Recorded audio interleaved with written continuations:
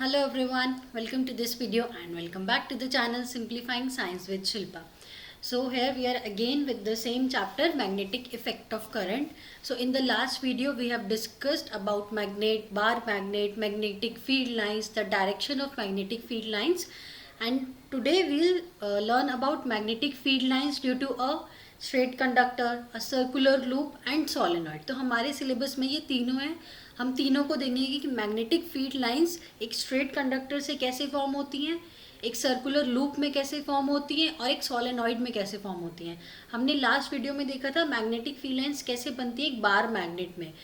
They travel from north to south and then again north to south and inside the magnet south to north straight line. But वो closed curves बनाती हैं, north से south जाते हैं but closed curves बनाते हैं. अब हम देखेंगे वो स्ट्रेट वायर में कैसे मैग्नेटिक फील्ड लाइंस खुद को अरेंज करती है. तो हमें तीन चीज़ें देखनी है. Magnetic field lines due to a current carrying conductor, straight conductor और straight wire, straight conductor, closed loop and solenoid. हम इन तीनों में देखेंगे कैसे मैग्नेटिक फील्ड लाइन अलग अलग डायरेक्शंस में आपको अरेंज करती हैं, कि कितने डिफरेंट पैटर्न्स होते हैं. जैसे बार मैग्नेट में देखा था, ऐसे हमें इनमें देखना है कि कैसे खुद को अरेंज करते हैं. हम इसमें भी सेम वही प्रोसेस करेंगे. हम कुछ आयरन फिलिंग्स को स्प्रिंकल करेंगे, फिर देखेंगे कि वो कैसे खुद को अलाइन करते हैं. तो देखो फर्स्ट वन है in your NCERT books, magnetic field due to current through a straight conductor. तो इसके लिए ना एक एक्सपेरिमेंट है. देखो हमें क्या करना है, सबसे पहले हमें कार्डबोर्ड लेना है. सपोज ये एक कार्डबोर्ड है, एक शीट है पेपर की. ऐसे कार्डबोर्ड लेना है, उसको हमें स्ट्रेट रखना है.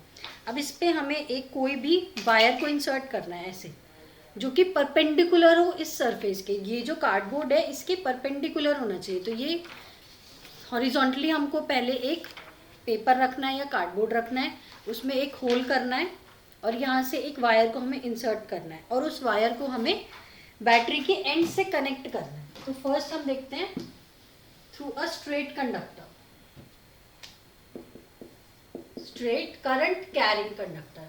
और हमें इलेक्ट्रिसिटी पास करानी, क्योंकि इलेक्ट्रिसिटी से ही तो मैग्नेटिक इफेक्ट प्रोड्यूस होगा. Straight current carrying wire. तो देखो हमने ये कार्डबोर्ड लिया, यहाँ पे हमें होल करना और ऐसे पास होगी वो स्ट्रेट जो भी वायर है वो ऐसे पास होगी. फिर इस वायर के एंड्स को हमें एक बैटरी से कनेक्ट करना है, positive terminal, negative terminal. Now you know electricity में हमने पढ़ा था ना, करंट कहाँ से फ्लो करता है, पॉजिटिव से नेगेटिव फ्लो करता है. तो करंट की डायरेक्शन क्या होगी, ये करंट तो ऐसे फ्लो करेगा. अब हमें इस जो शीट है या ये जो कार्डबोर्ड है, इस पे कुछ आयरन फिलिंग्स को हमें स्प्रिंकल करना है. तो अगर हमने कुछ आयरन फिलिंग्स को यहाँ पे स्प्रिंकल किया ना, तो हमने देखा कि वो ऐसे अरेंज हो गई है. क्या लग रहा है, ये कॉन्सेंट्रिक सर्कल्स की फॉर्म में आयरन फिलिंग्स ने खुद को अरेंज किया है.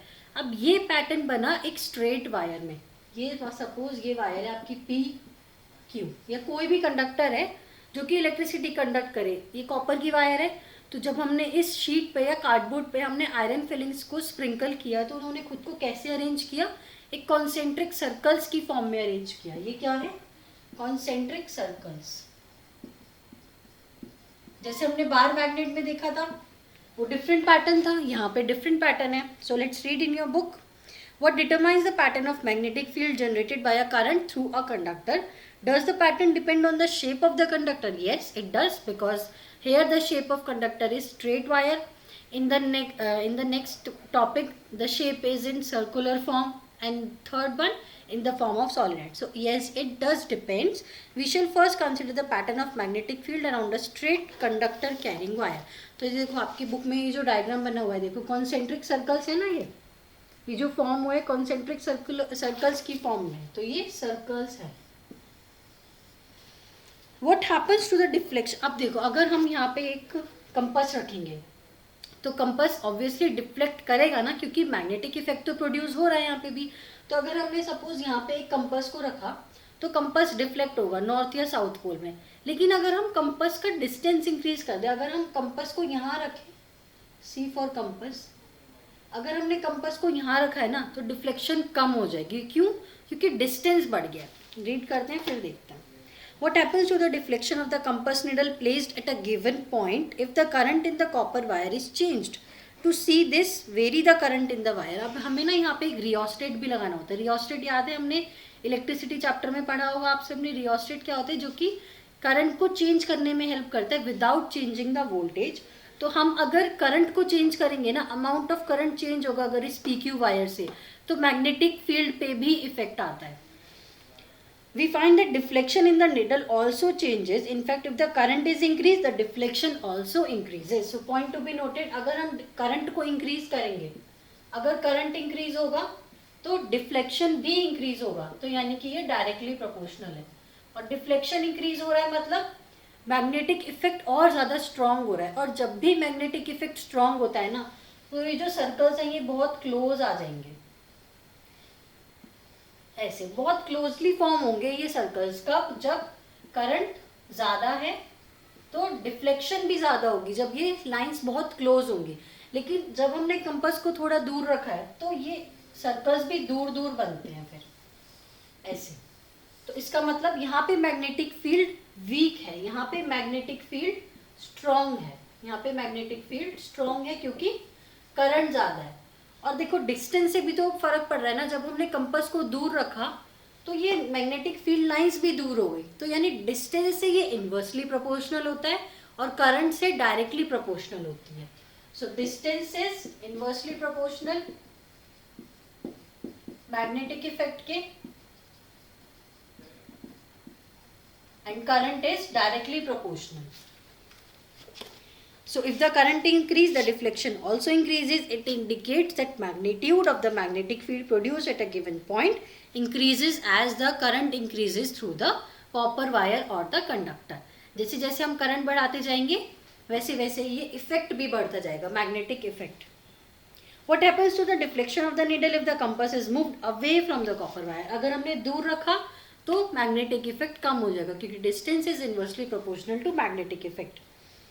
But the current through the wire remains the same. देखो करंट अभी भी हाई है, करंट तो हाई जा रहा है, लेकिन डिस्टेंस बढ़ा दिया तो मैग्नेटिक इफेक्ट कम हो जाएगा। लेकिन जब करंट बढ़ाया और कंपास को भी पास में रखा तो मैग्नेटिक इफेक्ट ज़्यादा है, डिफ्लेक्शन ज़्यादा होगा। लेकिन अगर हमने डिस्टेंस बढ़ा दिया, करंट अभी भी उतना ही है, तो मैग्नेटिक इफेक्ट कम हो जाएगा। तो दोनों चीज़ों पे डिपेंड होगा ये। Now to see this, place the compass at a farther point from the conducting wire. What changes do you observe? That the deflection will decrease. Thus the magnetic field produced by a given current in the conductor decreases as the distance increases. तो magnetic effect कम होता जाएगा। So concentric circle represent the magnetic field around a current carrying straight wire become larger and larger and move away from it. अगर ये दूर दूर जा रहे हैं concentric circles, इसका मतलब क्या है? ये जो magnetic field है ये weak है, मैग्नेटिक फील्ड वीक है। अब मैग्नेटिक फील्ड 2 रीजंस की वजह से वीक हो सकती है। एक रीजन तो ये कि उसमें करंट बहुत कम फ्लो हो रहा है, दूसरा रीजन ये है उसका डिस्टेंस इंक्रीज हो गया। जो हमने कंपास रखा है और जहाँ पे मैग्नेटिक फील्ड लाइंस प्रोड्यूस हो रही है उन दोनों में डिस्टेंस बढ़ गया है या फिर करंट कम फ्लो हो रहा है। तो 2 चीज़ें आपको लर्न करनी है इस टॉपिक से। First, current is directly proportional to the deflection and distance is inversely proportional to magnetic effect और डिफ्लेक्शन। उतना ही कम डिफ्लेक्शन भी होगा अगर मैग्नेटिक इफेक्ट कम है तो।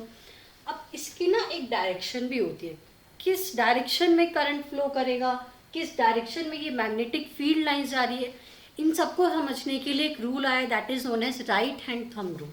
अब देखो राइट हैंड थंब रूल में क्या होता है, हमें ना ऐसे करना होता है, अपने थंब को ऐसे रखना होता है और ये डायरेक्शन दिखाता है मैग्नेटिक फील्ड लाइंस की। अगर कंडक्टर ऐसे रखा हुआ है, नॉर्थ पोल ऊपर है, तो थंब ऊपर जाएगा तो ये डायरेक्शन क्या हो गई, ऐसे। तो डायरेक्शन कैसे हो गई, ऐसे। तो ये इस थंब रूल से हम डायरेक्शन बता सकते हैं। एक बार हम रीड करते हैं। A convenient way of finding the direction of magnetic field associated with the current carrying conductor is shown in this figure. Imagine that you are holding a current carrying straight conductor. Suppose ये कोई conductor है, in your right hand he use करना है क्योंकि नाम ही है right hand thumb rule. तो आपको राइट हैंड यूज करना है और राइट थंब यूज करना है. You have to hold, suppose you are holding a current carrying conductor in your right hand such that the thumb point towards the direction of current. अब देखो इसकी तो current की डायरेक्शन होती है ना, पॉजिटिव टू नेगेटिव फ्लो करता है करंट, तो करंट किस डायरेक्शन में फ्लो कर रहा है, ऐसे. तो आपको अपने थंब को किस डायरेक्शन में रखना है, जिस डायरेक्शन में करंट फ्लो हो रहा है. अब इसमें नीचे करंट फ्लो हो रहा है ऐसे, तो हमें ऐसे रखना है और हम ऐसे फिंगर्स को खोलना है. अब you have to wrap your fingers around that conductor. अब देखो ये सपोज ये जो मार्कर है ये कंडक्टर है, इसमें करंट ऐसे फ्लो हो रहा है, तो आपको अपने थंब को ऐसे रखना है, इसको ऐसे ओपन करना है. Now you have to wrap your fingers around this. तो डायरेक्शन क्या हो जाएगी, ऐसे दिस. अगर करंट ऐसे फ्लो हो रहा है तो आपको थंब को ऐसे रखना है, then you have to wrap your fingers like this. तो डायरेक्शन क्या होगी, ऐसे. तो ऐसे हम डायरेक्शन फाइंड आउट कर सकते हैं. अगर नीचे जा रहा है तो डायरेक्शन क्या होगी, ऐसे. अगर ये कोई सर्कल है और ये कंडक्टर है, नीचे जा रहा है करंट पी क्यू, नीचे है तो डायरेक्शन क्या है, ऐसे. तो डायरेक्शन क्या होगी, ऐसे. अगर ऊपर है करंट की डायरेक्शन पी क्यू, अगर करंट की डायरेक्शन ऊपर है तो ऐसे हो. ये सर्कल है, ऐसे हो जाएगी direction. So by this method we can find out the direction of the magnetic field lines. You have to put your thumb according to the current direction. अगर करंट नीचे फ्लो हो रहा है तो थंब नीचे जाएगा. You have to wrap your fingers like this. अगर thumb ऐसे अगर करंट ऐसे जा रहा है तो थंब ऐसे होगा. Then you have to wrap your fingers like this. तो इस मेथड से हम डायरेक्शन बता सकते हैं मैग्नेटिक फील्ड लाइंस की. अब इस राइट हैंड थंब रूल को ना हम मैक्सवेल कॉक्सक्रू रूल भी बोलते हैं. अब देखो ऐसा क्यों, कि कॉक्सक्रू क्या होता है, पेचकस सुना होगा ना आप सबने. तो देखो अगर करंट ऊपर फ्लो कर रहा है तो देखो हम हमेशा ऐसे करते हैं ना, जब भी हम पेचकस को यूज़ करते हैं तो वो उससे किसी होल में जाता है. तो सपोज करो ये ऐसे है ऊपर की डायरेक्शन में, तो आपको ऐसे करेंगे तो देखो कहाँ मूव हो रहा है, ये ऐसे मूव हो रहा है ना. तो देखो ऐसे थी ना डायरेक्शन. ये सेम है, आप कुछ भी यूज़ कर सकते हो. ये थोड़ा कॉम्प्लिकेटेड है, आप थंब रूल यूज़ करो, वो बहुत ईजी है. बस इसका दूसरा नाम होता है मैक्सवेल कॉक्सक्रू रूल. अब हमने देखा कि स्ट्रेट कंडक्टर में कैसे मैग्नेटिक फील्ड लाइंस की डायरेक्शन है. अब हम देखेंगे सर्कुलर लूप में कैसे होती है. You can note it down. अब हम देखते हैं सर्कुलर लूप में, फिर लास्ट में हम तीनों को कंपेयर करेंगे. अब जो ये स्ट्रेट वायर थी ना, इसी को हमको बेंड करना है तो वो सर्कल बन जाएगी. किसी भी स्ट्रेट वायर को अगर हम बेंड करेंगे तो वो सर्कुलर फॉर्म में आ जाएगी ना. तो उसी सेम वायर को या कोई भी कॉपर वायर को हमें बस एक सर्कल की फॉर्म में बेंड करना है. तो अब हम देखो जो कार्डबोर्ड है, कोई भी शीट है, सपोज यही है कोई शीट या कार्डबोर्ड. अब कोई सर्कुलर है तो उसको तो 2 होल्स करने पड़ेंगे ना. जब हमने स्ट्रेट लिया था उसमें एक ही होल किया था. अब सर्कल है तो 2 होल्स करेंगे. सेम प्रोसेस है. हमें एक कार्डबोर्ड लेना है, अगेन उसमें 2 होल्स करने हैं, ऐसे कोई सर्कल की फॉर्म में हमें वायर को ही बेंड कर दिया हमने सर्कल की फॉर्म में. अब इसके जो दोनों एंड्स हैं उनको हमें कनेक्ट करना है बैटरी से कनेक्ट करेंगे. Positive terminal, negative terminal. अब इसमें देखो अगर कोई स्ट्रेट वायर है, ये सपोज स्ट्रेट वायर है, तो ये ज़्यादा डिस्टेंस नहीं कवर कर रही है क्योंकि इसकी लेंथ बहुत ज़्यादा है, तो ये डिस्टेंस ज़्यादा कवर कर रही है. लेकिन अगर इसी स्ट्रेट वायर को हम ऐसे बेंड करेंगे तो वो सर्कल की फॉर्म में आ जाएगी. अब ये डिस्टेंस कम लेगी. तो देखो हमने लास्ट इसमें देखा था कि जैसे जैसे डिस्टेंस बढ़ता है तो मैग्नेटिक इफेक्ट कम होता जाता है. तो आपको नहीं लगता कि सर्कल में ज़्यादा मैग्नेटिक इफेक्ट होगा? यस, सर्कल की फॉर्म में एक सर्कुलर लूप में मैग्नेटिक इफेक्ट ज़्यादा होता है as compared to a straight wire. तो ये है एक सर्कुलर लूप. इसमें भी सेम है, जैसे ये सेंटर हो गया. अब इसमें ये ऐसे फ्लो करती है, यहाँ पे ये सर्कल की फॉर्म में होगा, यहाँ ऐसे, और यहाँ पे सर्कल. अब देखो सेंटर में ना इतनी ज़्यादा मैग्नेटिक फील्ड है कि वो स्ट्रेट हो गई है मैग्नेटिक फील्ड लाइन. जब भी हम सर्कुलर चीज़ों को बहुत पास ड्रॉ करेंगे तो देखो एक स्ट्रेट लाइन बन जाएगी ना. तो यहाँ पे ये स्ट्रेट लाइन बन गई है. इतनी ज़्यादा स्ट्रॉन्ग मैग्नेटिक फील्ड होती है at the centre of a circular loop. तो ये भी सेम एक बार रीड करते हैं एनसीईआरटी से. So we have so far observed the pattern of magnetic field lines produced around a current carrying straight wire. Suppose the straight wire is bent in a form of circular loop and current is passed through it. How would the magnetic field lines look like? We know that the magnetic field produced by a current carrying straight wire depends inversely on the distance from it. Similarly, at every point of current carrying circular loop, the concentric circles representing the magnetic field around it would become larger and larger as we move away from the wire. तो जितना दूर हम जाएंगे, same case है ना, distance जितना ज़्यादा होगा उतनी कम मैग्नेटिक फील्ड लाइंस होंगी, उतने ज़्यादा बड़े सर्कल बनेंगे. जब भी जो कॉन्सेंट्रिक सर्कल्स का डिस्टेंस है वो ज़्यादा होगा, that means magnetic field line weak होगी. और जब भी वो बहुत क्लोज होंगे, that means magnetic field lines बहुत स्ट्रॉन्ग है. तो जैसे जैसे डिस्टेंस बढ़ेगा, कॉन्सेंट्रिक सर्कल्स का भी डिस्टेंस बढ़ेगा, तो मैग्नेटिक फील्ड यहाँ पे वीक होगी और यहाँ पे स्ट्रॉन्ग होगी. So they represent the magnetic field line, these concentric circles. By the lines we reach the center of the circular loop. The arcs of these big circles would appear as a straight line. क्योंकि centre में बहुत ज़्यादा magnetic field produce होती है और जब भी बहुत स्ट्रॉन्ग मैग्नेटिक फील्ड होती है वो बहुत पास होते हैं, तो हमें ये स्ट्रेट दिखने लगता है. होता नहीं है बट अपीयर होता है कि ये बिल्कुल स्ट्रेट लाइन है. So magnetic field appearing as a straight line at the center of the loop. By applying the right hand rule, it is easy to check that every section of the wire contributes to the magnetic field lines in the same direction within the loop. अब ये जो loop है ना, इनमें एक ही direction में current flow होगा. ऊपर वाले लूप में एक डायरेक्शन में होता है, नीचे वाले लूप में एक डायरेक्शन में होता है. ये भी हम राइट हैंड थंब रूल से इजीली फॉलो कर पता लगा सकते हैं. जिस भी डायरेक्शन में करंट जा रहा होगा उस डायरेक्शन में आपको थंब रखना है. Then you just have to wrap your fingers. So we know that magnetic field produced by a current carrying wire at a given point depends directly on the current passing through it. अब इसमें भी जितना ज़्यादा हम current pass करेंगे उतनी ज़्यादा magnetic field lines होंगी. सेम कंसेप्ट है दोनों में. जितना ज़्यादा करंट पास करेंगे उतनी ज़्यादा मैग्नेटिक फील्ड लाइंस होंगी. मैग्नेटिक फील्ड लाइंस और उतना ही ज़्यादा डिफ्लेक्शन होगा. अगर हम कंपास को रखेंगे, अगर हम कंपास को बिल्कुल सेंटर में रखेंगे ज़्यादा डिफ्लेक्शन होगा. इस पॉइंट पे रखेंगे थोड़ा कम होगा. इस पॉइंट पे रखेंगे तो बहुत कम डिफ्लेक्शन होगा. क्योंकि जैसे जैसे डिस्टेंस बढ़ता है मैग्नेटिक फील्ड लाइंस वीक होती जाती हैं. Therefore, if there is a circular coil having n turns, the field produces n times as large as that produced by a single turn. This is because the current in each circular turn has the same direction and the field due to each turn then just adds up. तो जितने ज़्यादा turns होंगे ना इसमें, ये जितने ज़्यादा turns होंगे उतनी ज़्यादा मैग्नेटिक फील्ड लाइन होगी. इसमें एक पॉइंट एक्स्ट्रा है, नंबर ऑफ टर्न्स इंक्रीज होंगे तो मैग्नेटिक फील्ड भी इंक्रीज होगी. If number of turns increase होंगे तो मैग्नेटिक फील्ड भी इंक्रीज होगी. मैग्नेटिक फील्ड इंक्रीज होगी. ये नोट्स आप बनाइए भी, ये शॉर्ट नोट्स बिल्कुल शॉर्ट में अपने बुक के साइड में लिखिए. अब देखो आप डायग्राम देख सकते हो बुक में. ये है सर्कुलर फॉर्म का डायग्राम. एक बैटरी से कनेक्टेड है, सर्कुलर लूप है, कार्डबोर्ड है और ये कॉन्सेंट्रिक सर्कल्स की फॉर्म में होता है.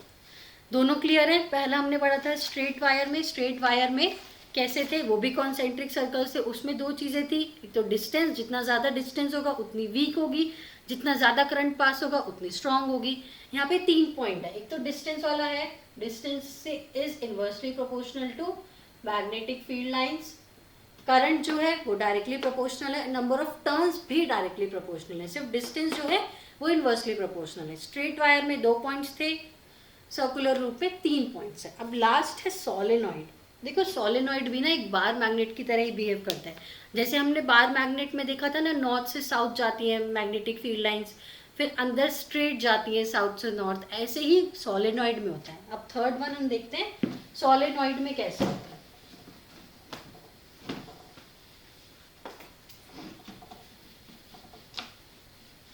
Third one is magnetic field lines due to a solenoid. तो सोलेनॉइड कुछ ऐसा होता है, ये भी बार मैग्नेट की तरह होता है. इसमें ना बहुत सारे टर्न्स होते हैं एक कॉपर वायर के, इंसुलेटेड कॉपर वायर के. बार मैग्नेट तो सिंपल होता है, नॉर्थ पोल होता है, साउथ पोल होता है.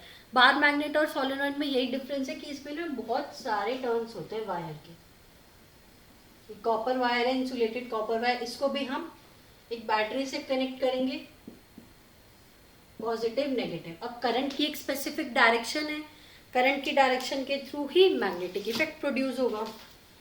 Now magnetic field due to a current in solenoid. तो देखो ये सोलेनॉइड आपकी बुक में भी है ना, solenoid. So a coil of many circular turns of insulated copper wire wrapped closely in the shape of cylinder is called solenoid. तो solenoid क्या होता है? जब भी insulated copper wire wrap होती है एक बार मैग्नेट के अराउंड, उसको हम बोलते हैं solenoid. The pattern of magnetic field lines around a current carrying solenoid is shown in figure in your book. Compare the pattern of field with the magnetic field around a bar magnet. I told you ना कि solenoid को हम बार magnet की तरह ही देखते हैं, क्योंकि solenoid में भी सेम पैटर्न है मैग्नेटिक फील्ड लाइन का. जैसे बार मैग्नेट में हमने देखा था सेम होता है. Yes, they are similar. In fact, one of the solenoid behaves as a magnetic north pole while the other behaves as a south pole. तो मैग्नेट की तरह, बार मैग्नेट की तरह सोलेनॉइड का भी एक एंड नॉर्थ पोल की तरह बिहेव करता है और दूसरा एंड साउथ पोल की. अब तो आपको बहुत इजी हो गया हो कि कैसे ड्रॉ होंगी लाइंस. ऐसे नॉर्थ टू साउथ, साउथ अब नॉर्थ टू साउथ. अंदर कैसे होंगी? South to north. तो अंदर वाली लाइंस तो पैरेलल होंगी और बहुत क्लोज होंगी अंदर वाली लाइंस ऐसे. तो बाहर तो हमेशा direction north to south, north to south. तो देखो ऐसे क्लोज लूप बनेगा, नीचे भी ऐसे क्लोज लूप बनेगा ऐसे.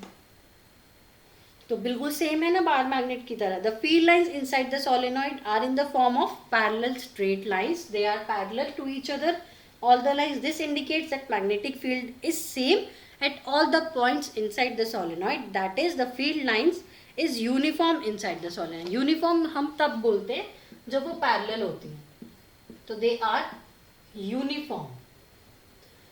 तो ये पॉइंट देखो फर्स्ट टाइम आया ना. तो ये पॉइंट हमने करंट कैरिंग स्ट्रेट वायर में देखा था ना, हमने सर्कुलर लूप में देखा था. ये पॉइंट सिर्फ सोलेनॉइड में आया कि यूनिफॉर्म फील्ड होती है inside the solenoid because they are parallel to each other. A strong magnetic field produced inside the solenoid can be used to magnetize a piece of magnetic material like soft iron when placed inside the coil. The magnet so formed is called electromagnet. तो देखो solenoid इतना strong magnetic effect show करता है कि वो magnetise कर सकता है किसी भी मैग्नेटिक मटेरियल को. जैसे हमने आयरन ओर रखा ना, अगर सॉफ्ट आयरन ओर, तो वो उसको भी मैग्नेटाइज कर देगा. उस मैग्नेट को हम क्या बोलते हैं? इलेक्ट्रोमैग्नेट. क्यों? क्योंकि वो इलेक्ट्रिसिटी की वजह से मैग्नेटिज्म प्रोड्यूस है. यहाँ पे भी तो इलेक्ट्रिसिटी प्रोड्यूस हो रही है. तो जितनी ज़्यादा इलेक्ट्रिसिटी अगेन उतना ज़्यादा मैग्नेटिक इफेक्ट. जितने ज़्यादा टर्न्स उतना ज़्यादा मैग्नेटिक इफेक्ट. जितनी क्लोज लाइंस उतना ज़्यादा मैग्नेटिक इफेक्ट. अगर हम कंपास को सेंटर में रखेंगे तो बहुत ज़्यादा डिफ्लेक्शन होगी, यहाँ रखेंगे तो कम होगी, और थोड़ा और दूर रखेंगे तो बहुत कम डिफ्लेक्शन होगी. So that is all about solenoid also. तो ये हम ऐसे छोटी छोटी वीडियोस में फटाफट इस टॉपिक को जल्दी जल्दी ख़त्म करेंगे. So that is all for today. आपने तीनों चीज़ देखी. अब लेट्स कंपेयर. फर्स्ट हमने देखा स्ट्रेट करंट कैरिंग वायर. उसमें एक हमें कार्डबोर्ड लेना है, उसमें एक वायर इंसर्ट करनी है. उस वायर के दोनों एंड्स को हमें बैटरी से कनेक्ट करना है. कुछ आयरन फिलिंग्स को हमें स्प्रिंकल करना है. तब हमने क्या देखा, वो आयरन फिलिंग्स को खुद को कैसे अरेंज कर लिया, कॉन्सेंट्रिक सर्कल्स की फॉर्म में अरेंज किया. अब दो चीज़ों पे डिपेंड होता है. फर्स्ट, जितना ज़्यादा करंट होगा उतना ज़्यादा मैग्नेटिक इफेक्ट होगा. जितना ज़्यादा डिस्टेंस होगा उतना कम मैग्नेटिक इफेक्ट होगा. सेकेंड पॉइंट में हमने उसी सेम वायर को बेंड कर दिया. अब जब भी हम वायर को बेंड करते हैं तो मैग्नेटिक इफेक्ट ज़्यादा होता है. तो ये क्वेश्चन आ सकता है ना कि मैग्नेटिक इफेक्ट किस में ज़्यादा होता है, स्ट्रेट वायर में या सर्कुलर लूप में? सर्कुलर लूप में ऑब्वियसली, क्योंकि सर्कुलर लूप में डिस्टेंस कम हो जाता है. डिस्टेंस जितना ज़्यादा कम होगा उतनी ज़्यादा मैग्नेटिक इफेक्ट होगी. जितने ज़्यादा टर्न्स होंगे उतना ज़्यादा मैग्नेटिक इफेक्ट होगा, और जितना ज़्यादा करंट होगा उतना ज़्यादा मैग्नेटिक इफेक्ट होगा. थर्ड आया सोलेनॉइड का. सोलेनॉइड में तो सबसे ज़्यादा है मैग्नेटिक इफेक्ट. इसमें भी तीन चीज़ों पे डिपेंड करता है. जितने नंबर ऑफ टर्न ज़्यादा होंगे उतना ज़्यादा मैग्नेटिक इफेक्ट होगा. जितना ज़्यादा करंट होगा उतना ज़्यादा मैग्नेटिक इफेक्ट होगा, और डिस्टेंस जितना ज़्यादा होगा उतना कम मैग्नेटिक इफेक्ट होगा. तो अगर हम तीनों को कंपेयर करें तो सबसे स्ट्रॉन्ग मैग्नेटिक इफेक्ट कौन शो करता है? सोलेनॉइड. सोलेनॉइड के बाद सर्कुलर लूप, और सर्कुलर लूप के बाद सबसे कम मैग्नेटिक इफेक्ट होता है स्ट्रेट वायर. Straight wire. तो आई होप ये तीनों आपको इजी, सबसे इजी मेथड में मैंने आपको समझाया मैग्नेटिक इफेक्ट कैसे कैसे प्रोड्यूस हुआ है करंट कैरिंग स्ट्रेट वायर में, सर्कुलर लूप में और सोलेनॉइड में. So I hope that is clear to you. So that is all for today. Thank you. Bye bye. See you in the next one. Till then, keep reading NCRTs.